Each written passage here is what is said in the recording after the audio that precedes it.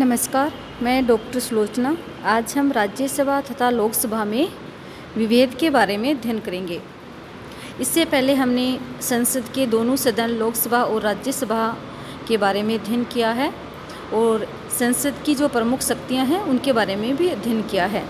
जैसा कि हम जानते हैं, भारतीय जो संसद है उसके दो सदन हैं, लोकसभा और राज्यसभा। लोकसभा जो कि लोकप्रिय सदन है और निम्न सदन है, वहीं राज्यसभा है ये उच्च सदन है।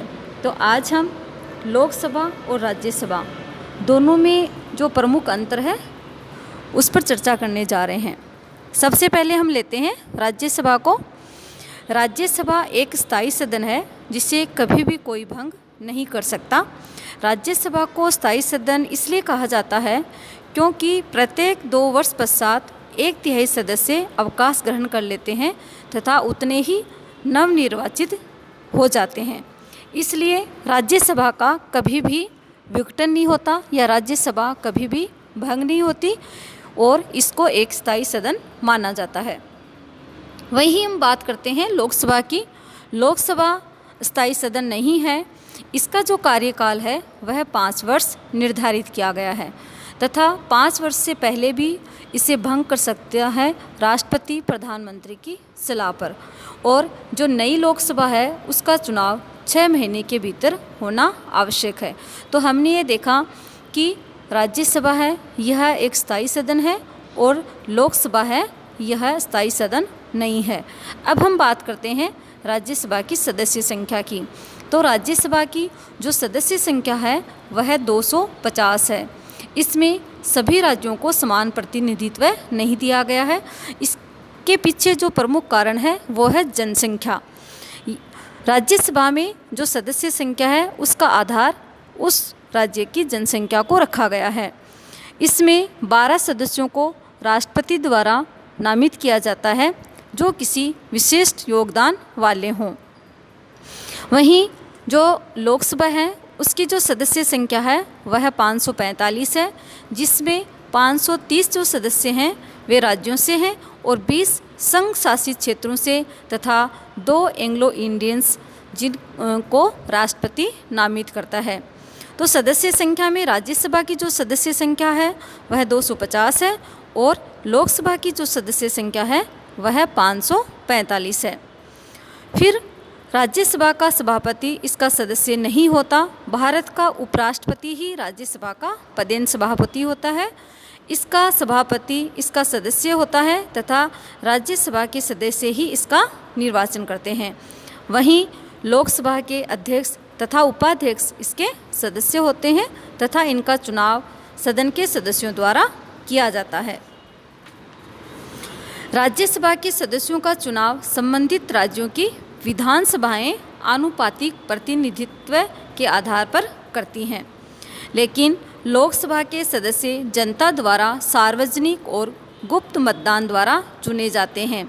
जिनकी उम्र 18 वर्ष हो गई है वो लोकसभा के सदस्य के चुनाव में भाग लेते हैं। अब हम बात करते हैं धन विधेयक से संबंधित शक्तियों की। तो जो धन विधेयक है वो राज्यसभा में कभी भी स्थापित नहीं किया जाता। हमेशा धन विधेयक है उसको लोकसभा में ही स्थापित किया जाता है। अब हम बात करते हैं धन विधेयक को रोकने की समय सीमा की।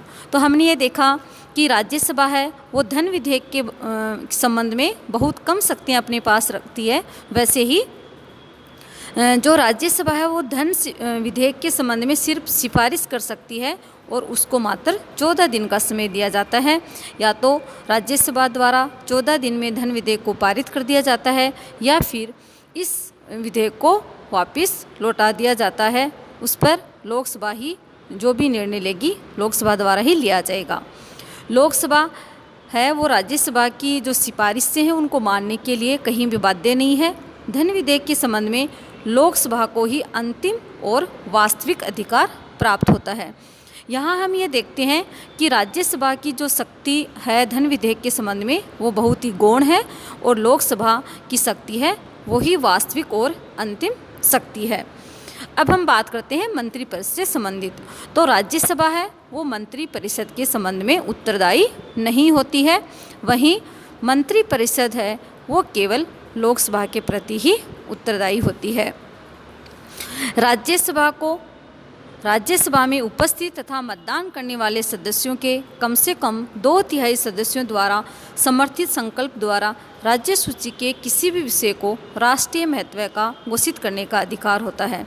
यहाँ है विषय क्षेत्र से जब भी बात आती है विषय क्षेत्र के संबंध में, तो राज्यसभा के अगर 2/3 सदस्य हैं वो किसी विषय को राष्ट्रीय सूची का महत्व कर सकते हैं।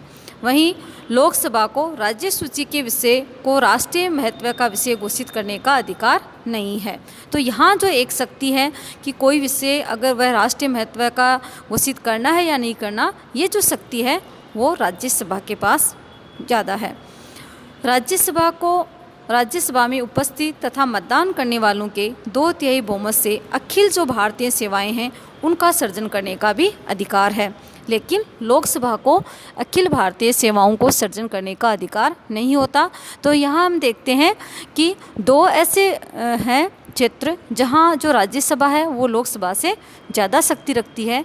एक तो किसी विषय को अगर राष्ट्रीय महत्व का घोषित करना हो वहाँ, और नवीन जो अखिल भारतीय सेवाएं हैं उनके सर्जन के संबंध में। जब लोकसभा भंग हो तथा आपातकाल की स्थिति लागू कर दी जाए तो उसका अनुमोदन है वो राज्यसभा कर सकती है।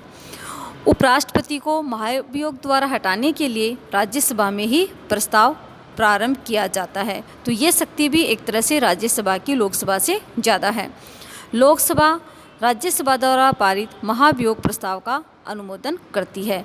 तो हमने ये देखा कि लोकसभा और राज्यसभा दोनों का अगर हम सामूहिक अध्ययन करें तो हमें ये पता चलता है कि लोकसभा की शक्तियां हैं वो राज्यसभा से ज़्यादा हैं, लेकिन कुछ ऐसी शक्तियां भी हैं जहां राज्यसभा लोकसभा से ज़्यादा शक्ति रखती है, लेकिन ये क्षेत्र बहुत ही कम है। धन्यवाद।